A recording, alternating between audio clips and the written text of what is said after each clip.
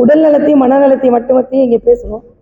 இந்த ரெண்டும் பேசினாலே அரசியல் இருக்காதாங்க. அதனால் அரசியல் பற்றி நான் பேசலை, வெளியே எங்களுக்கு சொல்லலாம். இங்கே இந்த இடம் பேர் என்ன, மகராஜ்ன்றவர் வாழ்ந்த இடமா. இந்த வாழ்ந்த இடத்துல நமக்கு பார்த்திங்கன்னா பாருங்கள், நமக்கு சூரிய ஒளி வர்ற மாதிரி எந்த அழகாக இந்த இடத்தை அமைத்திருக்கிறார்கள். நான் ஏற்கனவே சொன்ன மாதிரி மரியாதைக்குரிய பாரத பிரதமர் அவர்கள் டிசம்பர் 21 உலக தியான தினமாக அறிவித்திருக்கிறார். விவேகானந்தர் சொன்னார், இந்த நாடு பல நாடுகளுக்கு கொடை கொடுக்கக்கூடிய செல்வத்தை பெற்றது என்று. அது வெறும் செல்வம் என்பது பணமோ தங்கமோ இல்லை, நம்ம நாட்டின் பழக்க வழக்கங்கள்.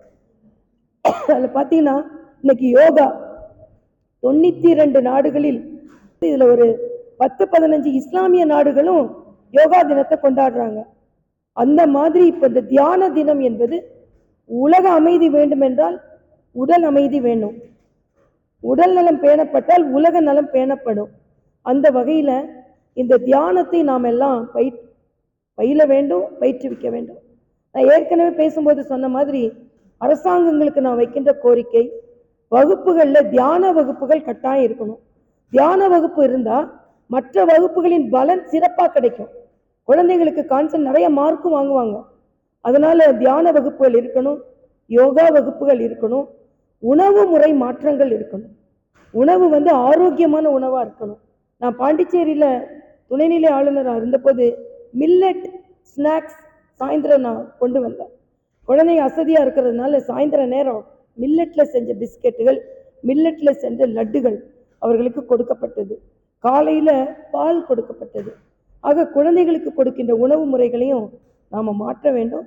அதே மாதிரி குழந்தைகளுக்கு கொடுக்கின்ற சத்துணவில் கூட இதே மாதிரி ஆரோக்கியத்தோடு கூடிய உணவு முறை மாற்றங்களை, வாழ்வியல் முறை மாற்றங்களை கொண்டு வருகின்ற விற்பனர்களிடம் ஆலோசனை பெற்று, இப்போ குருஜி போன்றவர்களின் ஆலோசனை பெற்றால் குழந்தைகளுக்கு இன்னும் எது நமக்கு நல்லதுன்னு கிடைக்கும், அதை குழந்தைகளுக்கு கொடுக்க வேண்டும். மதிய உணவு கொடுக்கும் பொழுது, காலை உணவு கொடுக்கும் பொழுது அவர்களுக்கு வாழ்வியலில் மனநலம் உடல் நலம் பேணுகின்ற உணவு முறையும் கொடுக்க வேண்டும். நான் ஏற்கனவே சொன்ன மாதிரி தியான யோகா வகுப்புகளை பயிற்சி கல்வியில் கொண்டு வர வேண்டும் என்று சொன்ன உடனே, நம்ம நாட்டு பழக்கத்தை கொண்டு வரணும்னு சொன்ன உடனே எதையோ இவர்கள் கல்வியில் புகுத்துகிறார்கள் அப்படின்னு ஒரு பேர் வந்துடக்கூடாது. தயவு செய்து நம்ம நாட்டில் உள்ள நல்லதை கல்வி நிலையில் கொண்டு வர வேண்டும். புதிய கல்விக் கொள்கை அதைத்தான் சொல்கிறது என்பதை நான் தெரிவித்துக் கொள்கிறேன். தம்பி, நான் என்ன சொன்னேன்